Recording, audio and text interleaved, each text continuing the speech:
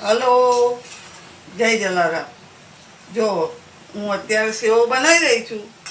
આ સેવોમાંથી આપણે એક નવો નાસ્તો બનાવવાના છીએ કે નાના મોટા દરેકને પસંદ આવશે એવું આપણે આજે બનાવી રહ્યા છે પાપડ પૌવાનું ચવાણું. તો એના માટે જો મેં સેવો બનાવી લીધી છે.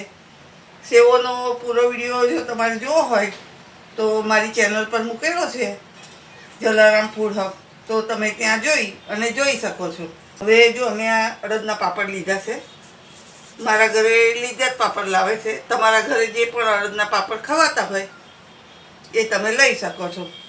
મેં અત્યારે 3 પાપડના ટુકડા કરી લીધા છે, આવી રીતે અડધા અડધા.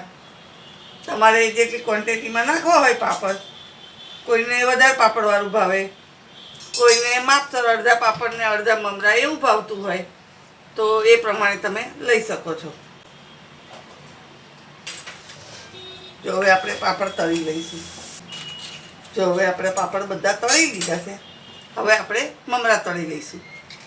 જો હવે આપણે મમરા પણ આમાં તળીને જ નખાય છે. આમાં તમે એમ વિચારો કે વઘારીને મમરા તો એનો ટેસ્ટ થોડો અલગ આવશે. આવી રીતે તમે તળીને મમરા નાખશો તો એકદમ ક્રન્ચી અને ખાવામાં એકદમ ટેસ્ટી ચવાણું બનશે. આ જો હવે આપણે બધા મમરા તળાઈ ગયા છે. હવે આપણે ગેસ બંધ કરી દઈશું. હવે આપણે આમાં નાખવાનો મસાલો બનાવીશું. અડધી ચમચી ખાંડ લઈશું. અડધી ચમચીથી પણ ઓછી 2 પિંચ જેવી આપણે હિંગ નાખીશું.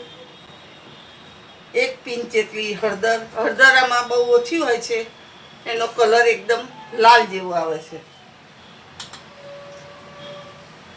1 ચમચી નાખીશું મરચું.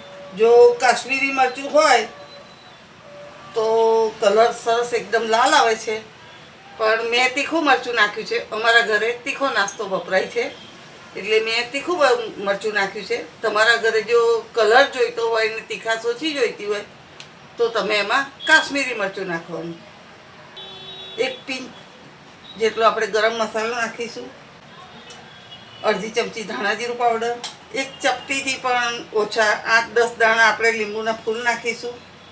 અડધી ચમચીથી પણ ઓછું આપણે જીરું નાખીશું.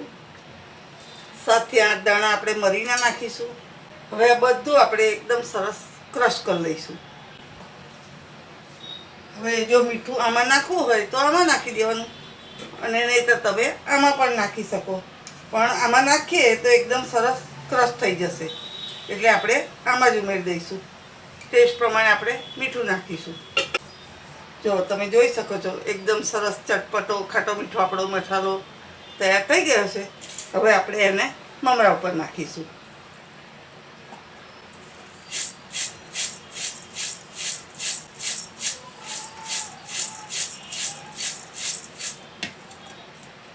થોડો થોડો મસાલો આપણે નાખતા જઈશું અને એને આવી રીતે આપણે ઉછાળી અને ભેગું કરતા જઈશું. જો થોડો મસાલો ભેગો થઈ જાય એટલે આપણે નાખીશું અંદર સેવ. સેવ નાખ્યા પછી આપણે થોડો મસાલો છાંટીશું એટલે આપણી સેવ પણ એકદમ સરસ નમકીન થઈ જશે. હવે આપણે નાખીશું પાપડ. પાપડ પણ આ રીતે નાના મોટા ટુકડા કરી અને આપણે એમાં ઉમેરી દેવાના. જો હવે આ મસાલો જે વધ્યો છે એ આપણે થોડો થોડો કરી અને 2 સ્ટેપમાં કરી અને નાખી અને મિક્સ કરી લઈશું. જો તૈયાર છે આપણું મમરા પાપડનું ચવાણું. ચાલો એને આપણે સર્વ કરી દઈએ. જો બાળકોથી લઈ નાના મોટા દરેકને પસંદ આવે એવું આપણે મમરા પાપડનું ચવાણું તૈયાર છે. તો તમે પણ આ રીતે બનાવજો.